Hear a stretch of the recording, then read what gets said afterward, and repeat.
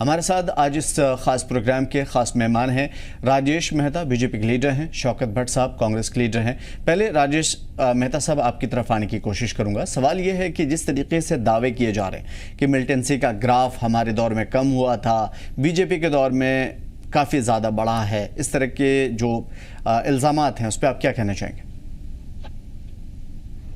देखिए, इसमें कोई आप सबको मेरा नमस्कार। देखिए, इसमें कोई दो राय नहीं है कि आतंकवाद जो ग्राफ है आतंकवाद तो पहले से कम हुआ है। पत्थरबाजी कश्मीर में बंद हो चुकी है। जो अलगाववादी नेताओं को जो सुरक्षा दी जाती, जो पाकिस्तान का एजेंडा कश्मीर में लागू करवाते थे, जो लोग अपने बच्चों को फॉरेन में पढ़ाते थे और दूसरों के बच्चों को, पड़ोसियों के बच्चों को पत्थर मारने के लिए बोलते थे, आज वो सारी चीजें जम्मू कश्मीर में बंद हो चुकी है। क्योंकि भारतीय जनता पार्टी ने जो वादा पूरे देश के साथ किया था कि एक देश में दो विधान, दो संविधान, दो निशान नहीं चलेगा, वो 70 साल भारतीय जनता पार्टी ने इस नारे को बुलंद रखा। जब भारतीय जनता पार्टी की सरकार आई तो पार्टी ने 370 को खत्म किया। आतंकवाद का जो ग्राफ कम हुआ है, इसमें कोई दो राय नहीं है। फारूक अब्दुल्ला जो कुछ बोल रहे हैं वो सरासर झूठ बोल रहे हैं। और मैं ये समझता हूँ जो आतंकवाद का जो पौधा जो लगाया था वो फारूक अब्दुल्ला जी ने लगाया था, जो आज एक बहुत बड़ा विशाल वृक्ष बन चुका है। मेहता साहब, आपसे ये समझने की कोशिश करेंगे, अगर वाकई ये इल्ज़ामात, जिस तरह की बातें हो रही कि नेशनल कॉन्फ्रेंस इन तमाम चीज़ों के लिए जिम्मेदार है, तो क्या इसका कोई तथ्य है, कोई प्रूफ है कि नेशनल कॉन्फ्रेंस ने दहशतगर्दी को या मिलिटेंसी को बढ़ावा दिया या कहीं ना कहीं पसे पुश्त इनका सपोर्ट रहा? कोई सबूत है? क्योंकि हम देख पा रहे हैं कि इन्वेस्टिगेशन एजेंसियाँ, खुफिया एजेंसियाँ और पुलिस, एडमिनिस्ट्रेशन, लॉ, हर कोई है यहाँ पे। तो फिर ये सिर्फ इल्ज़ाम ही इल्ज़ाम है सियासी पॉलिटिकल एजेंडे के तहत, या फिर इसका कोई तथ्य भी है? मेहता साहब, मैं आज की बात नहीं कर रहा हूँ, अब पिछला इतिहास देख लीजिए। हाँ, मैं पूरे 90 साल का इतिहास पूछ रहा हूँ आपसे। जो सलाउद्दीन बहुत बड़ा आतंकवादी था, जो पाकिस्तान चला गया, कश्मीर का रहने वाला था, वो चुनाव जीत रहा था, उसको हरा दिया गया चुनाव, वहां पेटियां चेंज कर दी गई। वो उस दौर में जो चुनाव हुआ उसका वो शिकार हो, वो आतंकवादी बना। उसके बाद पत्थरबाजी क्यों नहीं रोक पाए? सरकार इनकी थी, कभी ये मुख्यमंत्री बनते थे, कभी इनका बेटा मुख्यमंत्री बनता, तो ये क्यों नहीं रोक पाए पत्थरबाजी? आज पत्थरबाजी क्यों बंद होगी? अब खुद सोचिए, क्यों पत्थरबाजी आज बंद हुई है? आज आतंकवाद का ग्राफ लो हुआ है। इनके समय में आतंकवादियों को सपोर्ट किया जाता था। रियाज नाइकू था, बुरहान वानी था, बहुत सारे बड़े बड़े आतंकवादी थे। किसके समय में वो मारे गए? भारतीय जनता पार्टी के समय मारे गए। ये क्यों वहां से आर्मी को भगाने की बात करते हैं, अफसर को खत्म करने की बात करते हैं? क्योंकि ये सिर्फ और सिर्फ पाकिस्तान के एजेंडे पर काम करते थे। आज ये लोगों के बीच में एक्सपोज हो चुके हैं। जम्मू कश्मीर जान चुका है, जहां भारतीय जनता पार्टी का कार्यकर्ता एक भी झंडा नहीं उठाता था आतंकवाद के कारण, क्योंकि उनको डराया जाता था कि भारतीय जनता पार्टी का झंडा उठाएगा, भारतीय जनता पार्टी के साथ चलेगा, उसे गोली मार दी जाएगी। इसका उदाहरण गौहर भट्ट युवा मोर्चा का कार्यकर्ता था भारतीय जनता पार्टी का, जिसे गोली मार दी गई। और बहुत सारे ऐसे कार्यकर्ता है जिन्हें मौत की गांठ उतार दिया गया। लेकिन सच्चा देशभक्त कश्मीरी आज भी भारतीय जनता पार्टी के साथ खड़ा है और भारतीय जनता पार्टी के साथ मिलकर छाना बिछाना चल रहा है। आज हम देख रहे हैं कश्मीर में भी बहुत सारे भारतीय जनता पार्टी के कार्यकर्ता हो चुके हैं जो भारतीय जनता पार्टी का झंडा भी उठाते हैं और आज वो विधानसभा में चुनाव भी लड़ रहे हैं। और पिछले दिनों आपने देखा होगा, जब जिला परिषद का चुनाव हुआ, भारतीय जनता पार्टी के कमल पर हमारे नेता, वहां के इंजीनियर इजाज हुसैन जी वहां से जीत के आए। कश्मीर के लोगों का विश्वास धीरे धीरे भारतीय जनता पार्टी पर बन रहा है और आने वाले दिनों में मैं ये आश्वस्त करता हूं कि भारतीय जनता पार्टी की सरकार जम्मू कश्मीर में बनेगी और मुख्यमंत्री भारतीय जनता पार्टी का हो। ठीक है, उसके ऊपर भी गहराई से अध्ययन करेंगे। शौकत भट्ट साहब हमारे साथ जुड़ चुके हैं। इस्तकबाल है जनाब आपका। सवाल ये है कि जिस तरीके से आज राजनाथ सिंह ने कांग्रेस को काफ़ी एक बड़े स्टेज से ललकारा है कि अगर उनमें दम है, हिम्मत है, दिखाए 370 बदल के दिखाए, वो ये करेंगे, वो जो भी चीज़ें हैं, अब मुझसे बेहतर आपने सुना होगा, क्या कुछ कहना है कांग्रेस का इस पे? देखिए, जो राजनाथ सिंह ने कहा और जो उनकी बातें और उनका कहना था, नेशनल कॉन्फ्रेंस ने, ये तो सही बात है जो मेरे भाई आगे बोल रहे कि नेशनल कॉन्फ्रेंस ने ही यहाँ मिलिटेंसी को उठाया है। और जब स्टार्ट मिलिटेंसी हो गई तो मेरे भाई ने कहा कि यहाँ अगर उग्रवाद का जिम्मेदारी कोई लेना चाहेगा तो वो सिर्फ नेशनल कॉन्फ्रेंस ने ही यहाँ बर्बादी की। तो मेरे भाई ने सही कहा अलबत्ता अगर बीजेपी अभी देखें, अभी भी हमारे यहाँ मिलिटेंसी खत्म नहीं हुई है। अभी भी देखिए टारगेटिंग किलिंग होती है। अभी भी राजौरी में देखिए हमारे जवान मारे जा रहे हैं। जवान जो है क्या वो आतंकवाद नहीं है? आतंकवाद बेशक नेशनल कॉन्फ्रेंस ने ही बढ़ाया यहाँ, मगर हम भी कहीं और बीजेपी वाले भी कहीं कमजोर है। ये माने, ये बात को माने, ये हम नाकाम हो गए। जो यहाँ टारगेटिंग किलिंग और हमारे जवान शहीद हो गए, जिनको तिरंगे में लिपट के यहाँ से हमने भेजा, हमें भी दुख है। जो हमारे यहाँ बच्चे शहीद हो गए, यहाँ पुलिस ऑफिसर शहीद हो गए, हमें भी इस चीज का दुख है। अलबत्ता कसर तो बीजेपी वालों ने भी यहाँ छोड़ी नहीं, कसर यहाँ बीजेपी वालों ने भी छोड़ी नहीं। अब देखिए बीजेपी ने कोई चीज यहाँ कोई डेवलपमेंट नहीं की है। जो भी यहाँ डेवलपमेंट है वो पहले से हुई थी। बीजेपी वालों ने सिर्फ नाम बदले हैं। जो चीज हमें माननी पड़ेगी वो चीज हम मानते हैं। पत्थरबाजी कम हो गई, वो क्रेडिट हम बीजेपी को देते हैं। अगर ये सारी चीजें कम हुई है, क्रेडिट की भी बात कर लेंगे। सवाल ये है कि जिन लोगों ने मिलिटेंसी की शुरुआत की, आप मेरी बात सुनिए, मैं क्रेडिट देता हूं बीजेपी को। चलो पत्थरबाजी कम हो गई है, लोग शांति से जी रहे हैं, लोग शांति से निकल रहे हैं। हम मानते हैं ये चीज को, हम इस चीज को नकारते नहीं है। इस चीज को हमने कभी नकारा नहीं है। यहाँ 6 बजे के बाद कांग्रेस नेशनल हुकूमत में कर्फ्यू हो जाता था। 6 बजे के बाद लोग नहीं निकलते थे, वो भी मैं मानता हूं।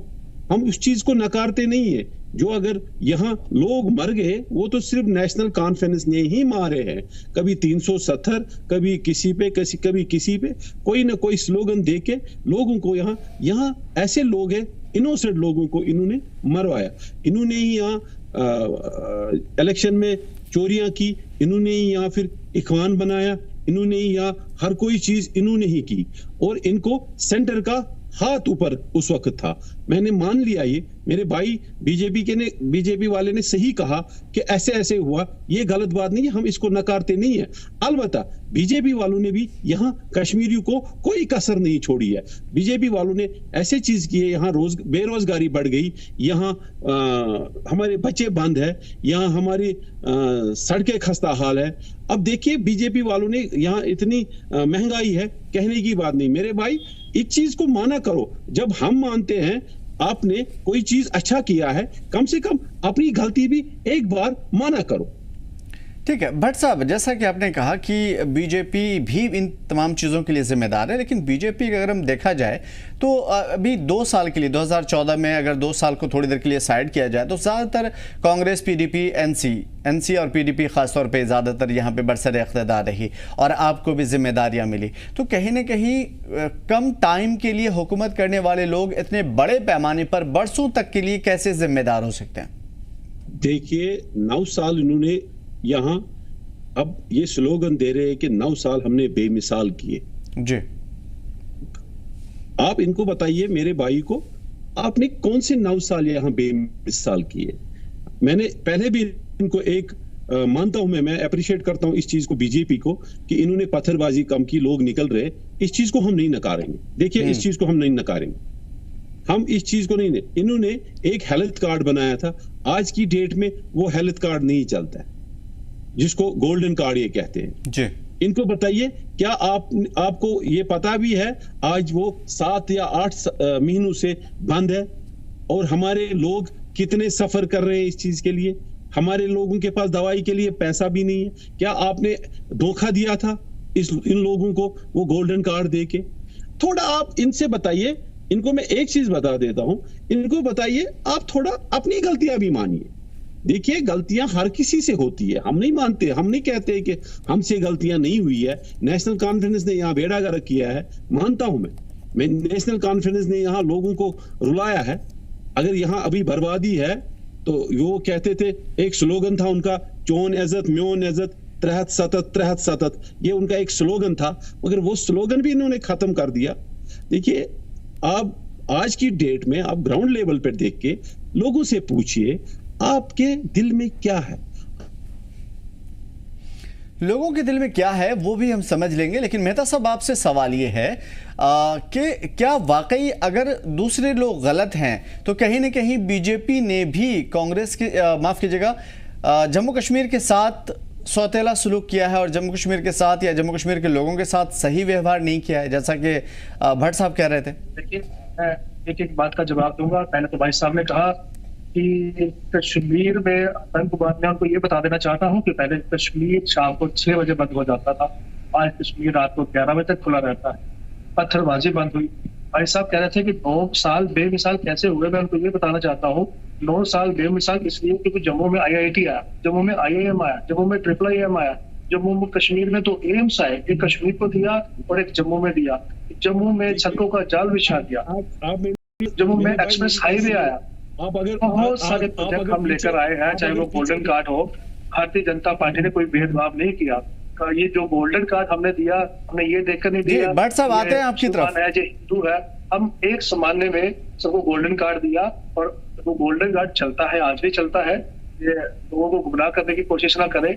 जितना विकास भारतीय जनता पार्टी ने किया जम्मू कश्मीर में, मैं मानता हूं कि किसी भी प्रदेश में इतना विकास नहीं हुआ है।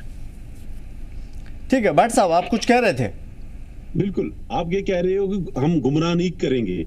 आप मेरे भाई, आप हॉस्पिटल में देख के खुद आइए और खुद देख के जांच कीजिए क्या गोल्डन, हम नहीं झूठ कहेंगे, हम आपको झूठ नहीं कहते ना, हम गुमराह करेंगे लोगों को। क्योंकि ये हमारे लोग हैं, हम अपने आप को गुमराह नहीं करेंगे। देखिए, जब चलता था तब हम आपको अप्रिशिएट करते थे, आज 8 महीनों से नहीं चलता है, आज 8 महीनों से नहीं चलता है। और मैं एक बार बोलूंगा, आज मेरे भाई आप देखो, ग्राउंड लेवल पे देखो, बाहर निकल के देखो, आज 8 महीनों से नहीं चलता है। हमने आपको अप्रिशिएट किया है, जो जो काम आपने अच्छे किए वो मैं मानता हूं। आपने यहाँ स्मार्ट सिटी बनाई, वो स्मार्ट सिटी नहीं वाटर सिटी है। आप देखो, पानी जब बारिश जब गिरती है तो सारा लाल चौक और सारी स्मार्ट सिटी आपको दरिया में दिखाई देती है। आप ये चीज देखिए हमारे बेरोजगार बच्चे कहाँ है। आप कह रहे हो हमने जी एम्स दिया, एक श्रीनगर में दिया और एक, देखिए ये पहले से ये प्रपोजल था। जो ये प्रपोजल आप ये कह रहे हो, या हमने टनल बनाई, यहाँ हमने जोजिला टनल बनाई, या हमने रोहतांग टनल बनाई, या हमने रेलवे लाया, ये 9 साल का काम नहीं है मेरे भाई, ये 9 साल का काम नहीं है। ये 9 साल से पहले ये कांग्रेस हुकूमत ने किया था, ये 9 साल में पहले कांग्रेस हुकूमत ने अप्रूवल किया था। आपने सिर्फ इनॉग्रेशन की है, चलिए आप ही ने बनाया, आपने लोगों के हित में बनाया है, चलो ये भी मानते हैं। मगर आप देखिए आज की डेट में बेरोजगारी कितनी है लोगों में, महंगाई कितनी है लोगों में। आप देखिए, जो भी स्ट्रीट वेंडर के पास जाइए, उसको बताइए आपकी सेल दिन के कितनी होती है। आप एक बार लोगों के बीच में जाइए ना, देखिए हम एसी में बैठ के या एसी के में बात करके या बड़ी बड़ी गाड़ियों में बात करके या आप 5 स्टार होटलों में बात करके ऐसे नहीं चलता है। आप ग्राउंड ले पे किसी गरीब के घर जाइए, उसको देखिए चूल्हा जलता है कि नहीं जलता है। ठीक है शौकत साहब, जिस तरीके की बातें हो रही है, बीजेपी का यह भी कहना है कि एनसी और कांग्रेस को नहीं जिताना वरना जम्मू कश्मीर की तरक्की रुक जाएगी। आप मानते हैं इस बात को? देखिए, जो बीजेपी ने यहां हाल किया है और एनसी ने यहां हाल किया है, वो तो आईन है, सबके पास आईन है। आज लोकतंत्र है, आज लोग अपनी उंगली से जवाब देंगे, आज पत्थर से नहीं जवाब देंगे। वो आज देखिए नेशनल कॉन्फ्रेंस ने यहाँ छोटे छोटे बच्चों को बर्बाद किया है, यहाँ नेशनल कॉन्फ्रेंस ने छोटे छोटे बच्चों को मिलिटेंट बनाया है। यहाँ अगर बर्बादी हुई है वो नेशनल कॉन्फ्रेंस की बर्बादी है। अब कांग्रेस की बर्बादी नहीं है, ये नेशनल कॉन्फ्रेंस की मेरे भाई ने सही कहा है कि तो आपने नेशनल कॉन्फ्रेंस से फिर हाथ क्यों मिलाया कांग्रेस ने? देखिए सईद सलाउद्दीन, देखिए जब हमने कांग्रेस ने नेशनल कॉन्फ्रेंस के हाथ मिलाया, हमने उसी दिन अपना इस्तीफा पेश किया। हम उसी दिन के निकले हुए हैं। जब हम खूनी झंडे के साथ हाथ नहीं मिलाएंगे, हमारी जात लाल झंडे के साथ हाथ नहीं मिलाएगी। हमने उसी दिन रिजाइन किया हुआ है कांग्रेस के साथ। मैं उसी दिन का निकला हूं जिस दिन इन्होंने एलायंस कांग्रेस के साथ की है। ठीक है, कहीं ना कहीं जम्मू कश्मीर के लीडरों में नाराजगी है, इस बात को भी हम समझेंगे। मेहता साहब, आपकी तरफ आने की कोशिश करूंगा मैं। जिस तरीके की बातें हो रही है, कांग्रेस कह रही है कि कहीं ना कहीं वो नेशनल कॉन्फ्रेंस के साथ, जो कांग्रेस के पूर्व लीडर रहे हैं, उनका कहना है कि अगर वो नेशनल कॉन्फ्रेंस के साथ जाते हैं तो वो फिर जम्मू कश्मीर के अंदर जो ये अलायंस चल रही है वो उसके साथ नहीं रह सकते, ये वजह वो अलग हो गए। क्या सिर्फ नेशनल कॉन्फ्रेंस ही जिम्मेदार है? बीजेपी की नजर में क्या है? कांग्रेस भी उसमें कहीं ना कहीं शाना बशाना खड़ी है, कांग्रेस या पीडीपी? देखिए, ये दोनों पार्टियां में कोई दम नहीं है अकेले चुनाव लड़ने का। भारतीय जनता पार्टी एक ऐसी पार्टी है जिसने पूरे देश में अकेले चुनाव लड़ा है, और जम्मू कश्मीर में भी हम अकेले ही चुनाव लड़ रहे हैं, क्योंकि लोगों पर हमारा विश्वास है। लोगों को भारतीय जनता पार्टी ने डेवलपमेंट कराई, उसका फायदा मिल रहा है। जो हमें आयुष्मान कार्ड दिए, गैस सिलेंडर दिया, गरीब लोगों को घर दिए, सारे काम भारतीय जनता पार्टी ने जम्मू कश्मीर में ग्राउंड स्तर पर किए हैं। अब आप चुनाव सामने है, जनता का मन है भारतीय जनता पार्टी को लाने का सत्ता में। लोग, जनता का मन है कि जम्मू से भी इस बार कोई सीएम बने, कोई मुख्यमंत्री बने। आज 75 साल का इतिहास उठाकर देख लीजिए, क्या कोई जम्मू से आज कोई मुख्यमंत्री बना? इसी डोगरा को इन्होंने मुख्यमंत्री बनने दिया। भारतीय जनता पार्टी एक ऐसी पार्टी है जो कहती है सबका साथ, सबका विकास, सबका प्रयास और हम सबका साथ। हम सबको साथ लेकर चलते हैं, चाहे वो हिंदू है, चाहे वो मुसलमान है, चाहे वो सिख है, चाहे वो ईसाई है। हमने ये उदाहरण भी दिया है। पहले मुख्यमंत्री अब्दुल कलाम जी मुस्लिम धर्म से थे, दूसरे राष्ट्रपति दलित समाज से थे, तीसरी द्रौपदी मुर्मू जी वो आदिवासी समाज से हैं। भारतीय जनता पार्टी एक ऐसी पार्टी है जो हर समाज को आगे लाती है और हर वर्ग के व्यक्ति को काम करने का मौका देती है। और ये जो बांटने की राजनीति है, जो हिंदू मुसलमान की राजनीति है, आज तक कांग्रेस और एनसी ने जम्मू से और कश्मीर के लोगों को बांटने का काम किया है। आज हमने यहाँ से ट्रेन चलाई, आज पूरे विश्व का सबसे बड़ा जो पुल है रेल का, वो आज जम्मू कश्मीर में है। एफिल टावर से भी बहुत बड़ा पुल जम्मू कश्मीर में है। ऐसे बहुत सारे प्रोजेक्ट जम्मू कश्मीर में चल रहे हैं जो कि पूरे देश में नहीं, पूरे विश्व में बड़े स्तर पर गिने जाएंगे। मैं इनको बता देना चाहता हूँ कि आप ये दिमाग में बात डाल लीजिए, लोगों का मन बन चुका है भारतीय जनता पार्टी की सरकार को सत्ता में लाने का, और इस बार भारतीय जनता पार्टी का मुख्यमंत्री जम्मू कश्मीर में बनने जा रहा है।